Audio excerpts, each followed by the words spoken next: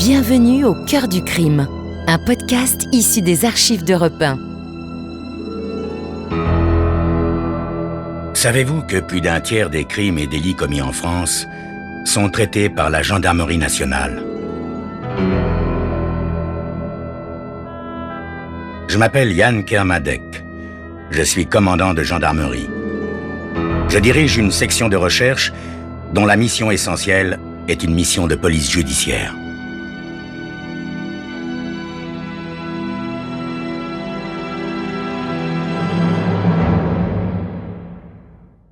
L'histoire que je vais vous raconter est une histoire vraie.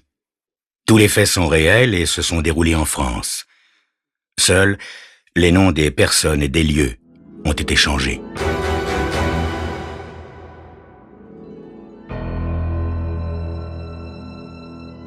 La porte de la bibliothèque s'ouvrit doucement. La vieille dame leva les yeux du bureau devant lequel elle était assise, occupée à feuilleter un album d'images, comme si elle attendait quelque chose. Elle comprit à ce moment-là ce qu'elle attendait.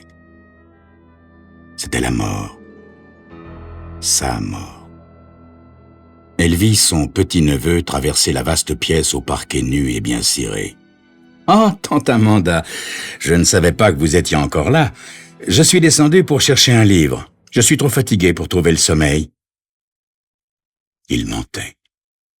Il avait attendu pour redescendre que ses trois frères fussent couchés et endormis. « On étouffe ici, tante Amanda. Ça vous ennuie si j'ouvre la fenêtre ?»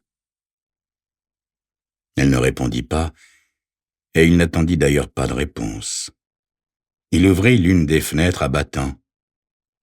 Bien qu'il ne fît pas froid, la vieille dame frissonna. Ce petit courant d'air lui semblait venir de sa tombe. Au cours de sa longue existence, elle n'avait encore jamais connu la peur, mais elle la découvrait à présent.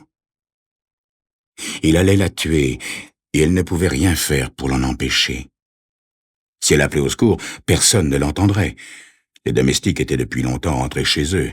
Lou Barnes, sa vieille demoiselle de compagnie, admise sourde, dormait au 3e étage, et ses autres petits-neveux avaient leur chambre dans l'aile du manoir réservée aux invités. Ils devaient tous dormir, sinon celui-ci n'aurait pas couru le risque de descendre. Elle continua de feuilleter l'album. Son vieil esprit, toujours vif, cherchait quelque chose à quoi se raccrocher. Elle savait qu'elle était perdue, mais peut-être son assassin ne s'en tirerait-il pas sans dommage. La vieille dame avait un excellent ami dans la police à la brigade criminelle, un ami en qui elle avait totalement confiance. Elle se rappela avoir plaisanté avec lui quelques mois plus tôt. Elle lui avait promis que, si jamais elle devait être assassinée, elle laisserait pour lui un indice lui permettant de retrouver son assassin. « Vous avez un bon livre à me conseiller, tante Amanda ?» Il se dirigea vers une étagère. Ses fortes mains errèrent un instant parmi les livres et en prirent un au hasard. Il ne fit même pas semblant de le choisir. C'était le plus cupide de ses 4 petits-neveux. Elle le savait depuis toujours. L'espoir l'envahit de nouveau. Oh, non pas l'espoir de sauver sa pauvre vie, mais celui de faire connaître son assassin. L'album qu'elle feuilletait était un album d'images représentant des fleurs. Elle enleva l'une de ces images, la mit sur le bureau et posa dessus un lourd presse-papier. Puis, elle referma l'album et le plaça au bord du bureau. Ce fut le dernier acte lucide qu'elle accomplit avant que la peur puis la terreur l'eussent submergée. Mue par un sentiment de panique, elle tenta de se ruer vers la porte, mais elle ne pouvait échapper à ses bras qui déjà l'enserraient, ni au lourd tisonnier dont son agresseur s'était saisi. La vieille dame gisait maintenant à quelques pas du bureau. Le meurtrier essuya le tisonnier et le remit à sa place près de la cheminée. Il n'y avait rien d'autre à remettre en ordre. La belle grande maison était paisible et silencieuse. Il sortit tranquillement de la bibliothèque et monta l'imposant escalier. Parvenu au 2e étage, il tourna à gauche pour se rendre dans l'aile réservée aux invités où se trouvait sa chambre et celle de ses 3 frères. Il se déshabilla, enfila son pyjama et se mit au lit. Il se demanda combien de temps il faudrait pour régler la succession, mais cela ne le préoccupait pas outre mesure. L'argent serait le bienvenu à tout moment. Aussitôt couché, il s'endormit. Dans la bibliothèque, le vent qui entrait par la fenêtre ouverte se fit plus violent. Il souffla sur la frêle vieille dame étendue, morte, sur le parquet, et fit voltiger les bords d'une image représentant une pâquerette sur laquelle était posé un lourd presse-papier. Le lieutenant Pacino de la brigade criminelle apprit avec tristesse l'assassinat d'Amanda Hollis. Il avait beaucoup d'affection pour elle. C'était une femme charmante, cultivée et généreuse. Il est vrai qu'avec une fortune comme la sienne, on pouvait se permettre d'être généreux. Elle avait assuré d'une manière fort sage l'avenir de ses petits-neveux qui étaient ses seuls parents vivants, leur servant des rentes très substantielles sans toutefois leur remettre un capital tant qu'ils étaient très jeunes. Elle estimait qu'un homme doit apprendre à se débrouiller lui-même et elle était très fière de la réussite de ses petits-neveux.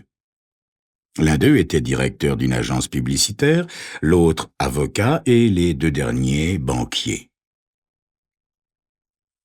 Le lieutenant Pacino avait rencontré Amanda Hollis pour la première fois dans un club féminin où il était allé faire une conférence sur la délinquance juvénile.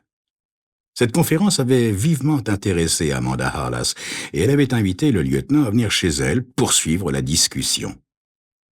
Depuis, Pacino était devenu l'un des hôtes les plus assidus du manoir. Dès leur première rencontre, ils s'étaient plu mutuellement et l'affection de Pacino pour la vieille dame n'avait fait que croître avec les années. Il admirait son intelligence et la vivacité de son esprit.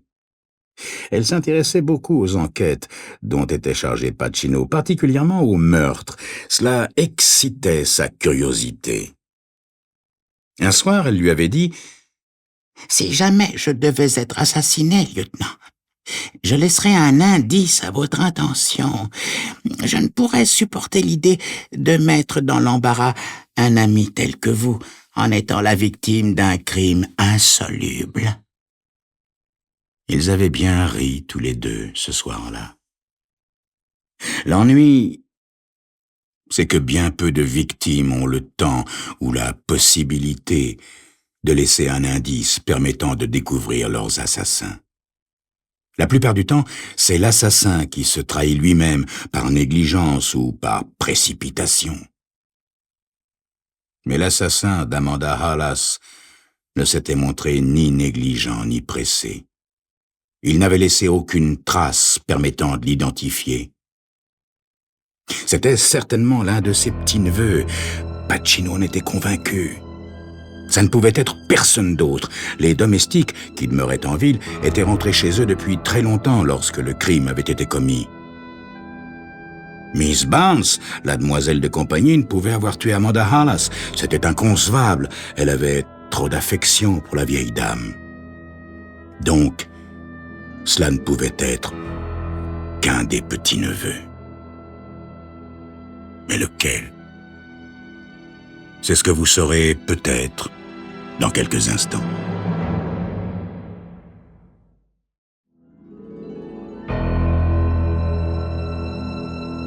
La très riche Amanda Hollis vient d'être assassinée par l'un de ses 4 petits-neveux venus lui rendre visite dans son somptueux manoir. Avant de mourir, elle a laissé un indice, comme elle l'avait promis en plaisantant un jour avec son vieil ami, le lieutenant Pacino. qui est précisément chargé de l'enquête. Un indice qui devrait permettre de découvrir son assassin. Les 4 neveux d'Amanda Halas se comportaient comme s'ils étaient accablés de chagrin. Chacun d'eux, quand Pacino les avait interrogés, avait fait étalage de son attachement envers la vieille dame, de gratitude pour son inépuisable générosité et pour la compréhension qu'elle avait toujours montrée à leur égard. Le suicide de leur père les avait laissés sans ressources et jamais ils n'auraient eu la possibilité de fréquenter le lycée puis l'université, ni les moyens de voyager sans leur tante Amanda. C'était elle encore qui les avait aidés à se faire des situations en écrivant, au moment voulu, les lettres de recommandation nécessaires. Tous, grâce à elle, avaient très bien réussi dans la vie. Il m'est impossible d'imaginer que quelqu'un ait pu détester tante Amanda au point de l'assassiner, dit Stuart. Peut-être a-t-elle surpris un voleur dans la bibliothèque. Mais on n'a rien volé, monsieur, dit Pacino. Lieutenant, quand un homme vient de commettre un meurtre, on ne peut guère s'attendre à ce qu'il ait suffisamment de sang-froid pour dévaliser une maison. Certains meurtriers font preuve de beaucoup de sang-froid, monsieur. À présent, voulez-vous me dire très exactement ce que vous avez fait hier soir? Le récit de Luther ne différa guère de celui de Stuart. Ils avaient dit bonsoir à leur tante vers 22h30 et étaient montés se coucher. Ils étaient exténués après le long voyage qu'ils venaient d'effectuer, comme chaque année, pour rendre visite à leur tante. Les 2 autres frères, Gawain et Lawrence, auraient pu être 2 acteurs jouant le même rôle. Leurs visions des fêtes furent identiques à celles de Stuart et de Luther. Eux aussi étaient très fatigués de leur long voyage et avaient quitté leur tante de très bonne heure pour aller se mettre au lit. Il fallait bien que l'un des frères mentît. Mais Pacino ne parvenait à déceler aucun mensonge dans leur récit. L'un d'eux, ayant besoin d'argent, avait dû décider qu'il était grand temps de voir la fortune d'Amanda Halas divisée en 4 parts égales. Il avait tué sa tante et, ce matin-là, les 4 frères s'étaient réveillés très riches. Le médecin légiste, les photographes et la plupart des policiers de la brigade criminelle avaient été occupés une grande partie de la matinée dans la bibliothèque, de sorte que Pacino avait dû procéder à l'interrogatoire des 4 frères dans un salon du premier étage. Au moment précis où s'achevait le dernier interrogatoire, le sergent Moore vint dire à Pacino que lui-même et ses collègues avaient terminé leur travail. Pacino se tint debout un moment, en haut du vaste escalier, regardant sa vieille amie sortir de chez elle, pour n'y plus jamais revenir. Il descendit ensuite dans la bibliothèque. Il arpenta la vaste pièce de long en large, pour s'arrêter devant le bureau. Amanda Halas devait être assise à cette même place quand l'assassin était entré.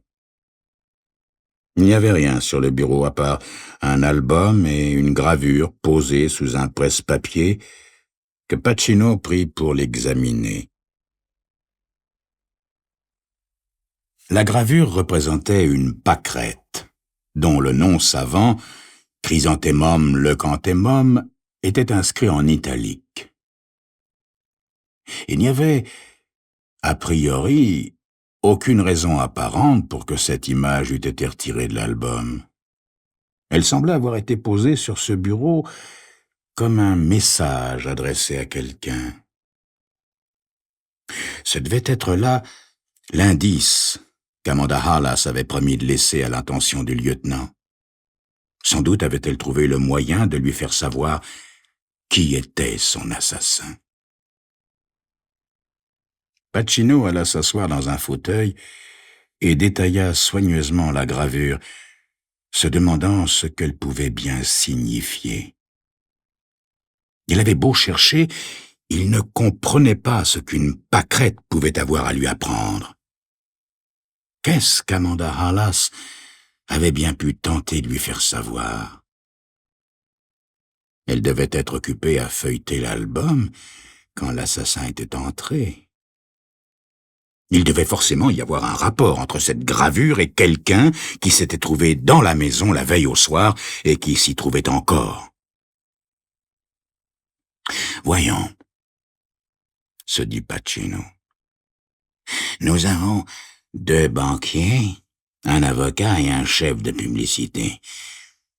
Il n'y a rien là qui puisse, d'une façon ou d'une autre, évoquer une pâquerette. À moins que la fleur ne fît allusion à une plaisanterie de famille. Ou encore, l'un des neveux s'était-il marié à une prénommée Daisy. Daisy est le nom anglais de la pâquerette. Mais une pâquerette est une petite Marguerite. La femme pouvait tout aussi bien s'appeler Margaret ou Maggie. Pacino convoqua une fois de plus les 4 frères pour les interroger. Comme la première fois, ceux-ci se montrèrent sympathiques et tout disposés à l'aider, mais rien de ce qu'ils lui dirent ne l'avança dans son enquête. Aucun des frères ne cultivait de jardin ni ne s'intéressait aux fleurs. Aucun n'avait pour femme, ni même ne connaissait une personne du nom de Daisy, Margaret ou Maggie. « Notre mère aimait beaucoup les fleurs, » déclara Luther. « Mais je me rappelle qu'elle n'aimait que celles qui ont un parfum, de sorte qu'elle ne s'intéressait sûrement pas aux pâquerettes. Je suis désolé, lieutenant, mais je ne trouve rien d'autre à vous dire au sujet de fleurs. » Stewart, Gowan et Lawrence se montrèrent également désolés et tout aussi incapables de fournir une indication valable. Pacino accepta toutes les réponses sans mot dire. Il le fallait bien. Mais il savait que l'un d'eux était le meurtrier. La clé de l'énigme devait se trouver dans la gravure qu'Amanda Hollis avait laissée comme indice à son intention. Il en était convaincu. Il devait s'efforcer de chercher méthodiquement le sens que pouvait bien avoir cette image. Les fleurs parlent à qui sait les comprendre. Et Pacino avait bien l'intention de faire parler cette pâquerette. Il devait y avoir à la bibliothèque municipale des livres qui lui fourniraient des renseignements à ce sujet.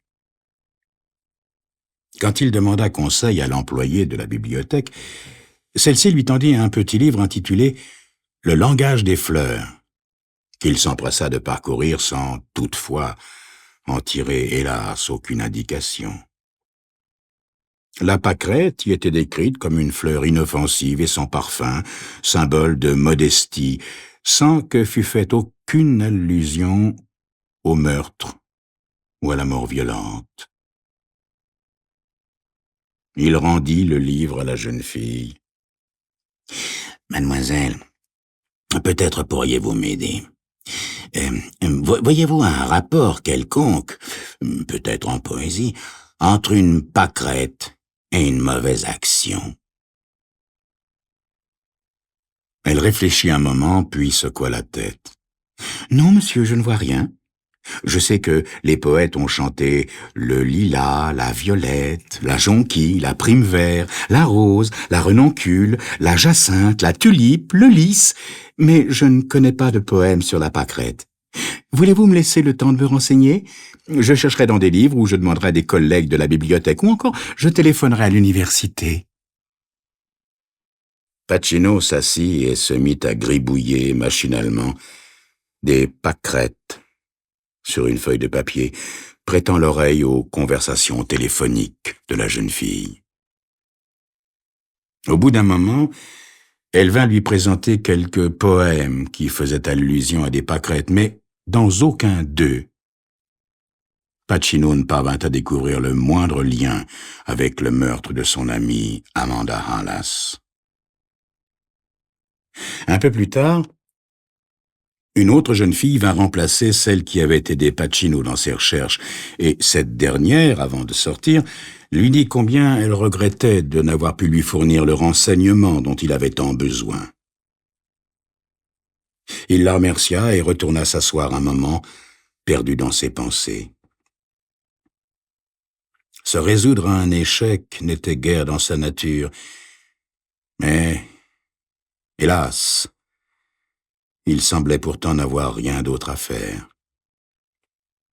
De guerre lasse, Pacino quitta enfin la bibliothèque, et en franchissant la porte à tambour, se rappela soudain qu'il n'avait pas déjeuné. Il n'avait pas faim, mais il se sentait abattu, déçu et maussade aussi, entra-t-il dans un petit restaurant voisin de la bibliothèque pour tenter de se changer les idées. L'heure du déjeuner étant passée, il y avait très peu de monde dans le restaurant, et comme Pacino se dirigeait vers la table qu'il avait choisie, il aperçut au fond de la salle la jeune bibliothécaire qui lui souriait. « Je suis vraiment désolée de ne vous avoir été d'aucun secours, monsieur, » lui dit-elle lorsqu'il fut près de sa table. « Quand je ne peux rendre service à un lecteur, je me sens comme un médecin qui n'a pas pu soulager un malade. Mais je vous en prie, monsieur, ne perdez pas espoir. Il nous faut parfois des semaines, sinon des mois, pour trouver le renseignement qu'on nous demande. » Des semaines, des mois.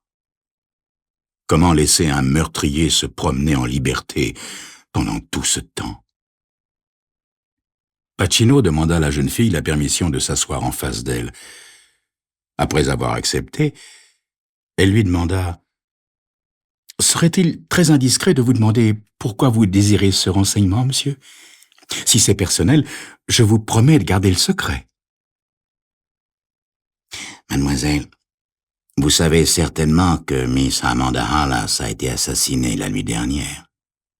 Oui, je le sais, monsieur, c'est affreux. Une si charmante vieille dame, si bonne et si généreuse. Vous savez, c'est elle qui a fait don à la bibliothèque de l'aile réservée aux enfants. Je suis chargé d'enquêter sur ce meurtre, mademoiselle. Vous voulez dire que vous êtes policier? Mais vous n'en avez pas l'air. Je ne sais si je dois prendre ça comme un compliment, mademoiselle. En tout cas, je ne me sens pas l'âme d'un policier en ce moment. Pacino lui raconta la découverte de la gravure sous le presse-papier. Et vous pensez que cette pâquerette désigne quelqu'un en particulier? Mais qui cela peut être? Un policier n'a pas le droit de faire part de ses soupçons, mademoiselle. Mais vous cherchez de l'aide, voyons. Et après tout, il n'y a pas de mal à dire si vous soupçonnez quelqu'un. Bien. En grande confidence, mademoiselle, je vous avouerai qu'à mon avis, le meurtrier doit être l'un des 4 neveux de Miss Amanda Hollis. Stuart, Luther, Gowan et Lawrence. La jeune fille allait porter la tasse de café à ses lèvres, mais elle la reposa sans boire une gorgée. Alors, la réponse est toute simple, monsieur le policier. Je puis vous dire que le mot « Gowan » en Écosse et dans le nord de l'Angleterre désigne la pâquerette.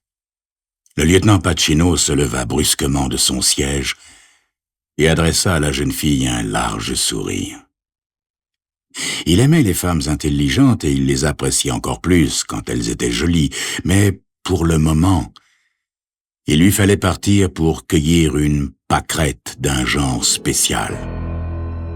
Une pâquerette connue de ses proches sous le nom écossais de Gowan.